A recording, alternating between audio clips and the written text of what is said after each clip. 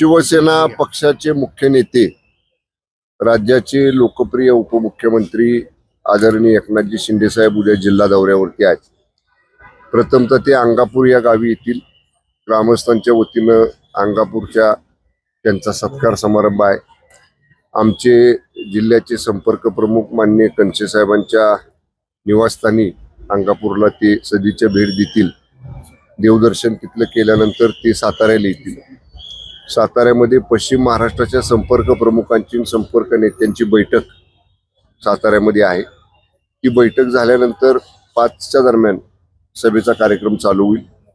महत्वाचा उद्देश आमचा सभेसाठी आम्ही जी सभा विनंती केली साहेबांना की सभा साताऱ्यामध्ये घ्यावी, त्याचं कारण आम्ही आता 15 सदस्य जिल्हा परिषदेमध्ये निवडून आणले. जिल्हा परिषदेचे जवळपास 30 सदस्य पंचायत समितीचे निवडून आणले.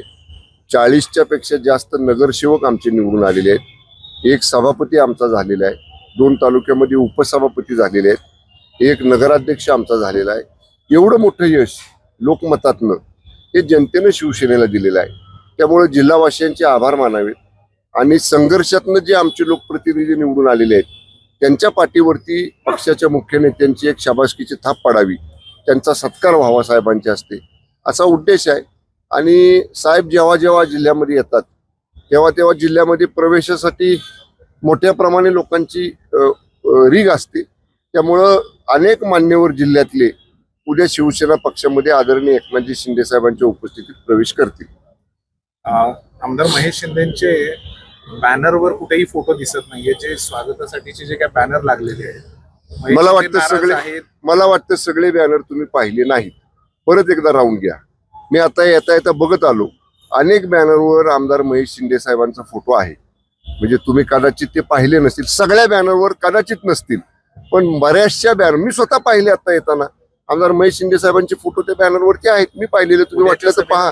उद्याच्या सभेला त्यांना आमच्या पक्षाकडनं, ते पक्षाचे आमदार आहेत, त्यामुळं तसं त्याला निमंत्रणाची आवश्यकता नसावी. पक्षाचा कार्यक्रम आहे, पक्षाचे मुख्य नेते येत आहेत, त्यामुळे पक्षाचे आमदार, खासदार, मंत्री, जिल्हा प्रमुख, माजी आमदार, माजी खासदार, माजी जिल्हा प्रमुख, शिवसेना पक्षाचा प्रोटोकॉल आहे की पक्षाचे मुख्य नेते येतात तेव्हा आपण त्या कार्यक्रमाला जावं.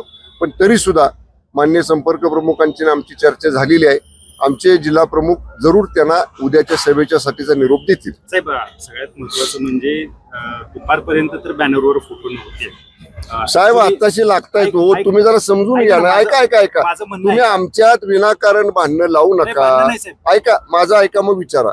बॅनर लावायला सुरुवात झाली, पण बॅनर एखाद्या पदाधिकाऱ्याने लावला, एखाद्या विभाग प्रमुखाने लावला, तर आपण का, तर शेवटी ज्यानं बॅनर लावलाय त्यानं लावलाय. पण शेवटी जेव्हा जिल्ह्याचे म्हणून बॅनर लागले, जिल्हा शिवसेनेचे म्हणून, तुम्ही परत एकदा मी तुम्हाला सांगतो, मुख्य राजपथावरनं तुम्ही या, अनेक बॅनरवर आमदार महेश शिंदे साहेबांचे फोटो आहेत. आता विचारा साहेब, ही जी चर्चा होती दुपारपर्यंत, याच्यामध्ये शिवसैनिकांची नाराजी दिसली.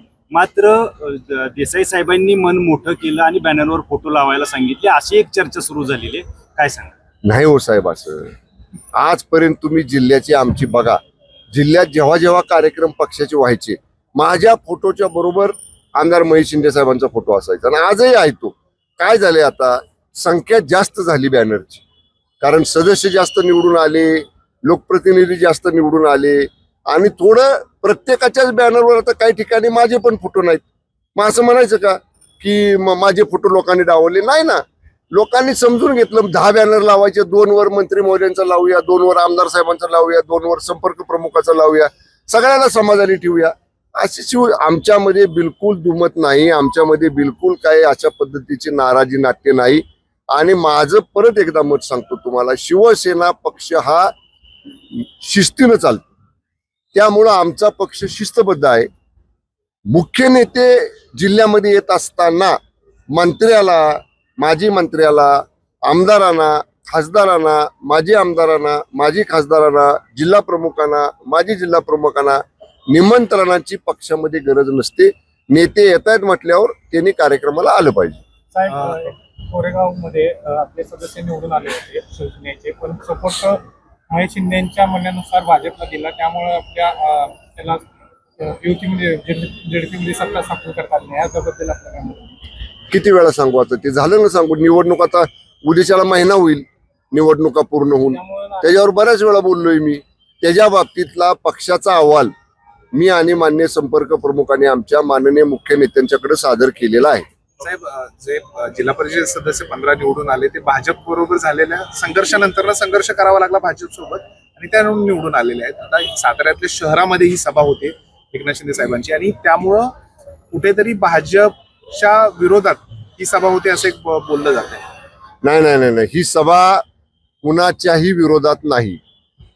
मी सुद्धा माध्यमांमध्ये बातम्या बघतोय की कोणाला तरी शह द्यायसाठी, कोणाला तरी काट शह द्यायसाठी, कुठंतरी शक्ती प्रदर्शन करायसाठी आम्ही सभा घेतोय.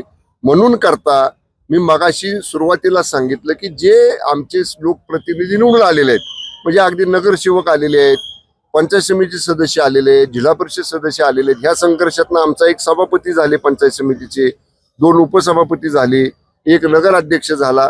त्यांच्या पाठीवर मुख्य नेत्याची थाप पडली पाहिजे ना. त्यांना वाटलं पाहिजे बाबा एवढ्याच आपण प्रतिकूल परिस्थितीमध्ये निवडून आलो तर पक्षाच्या मुख्य नेत्याने आपलं कौतुक केलं.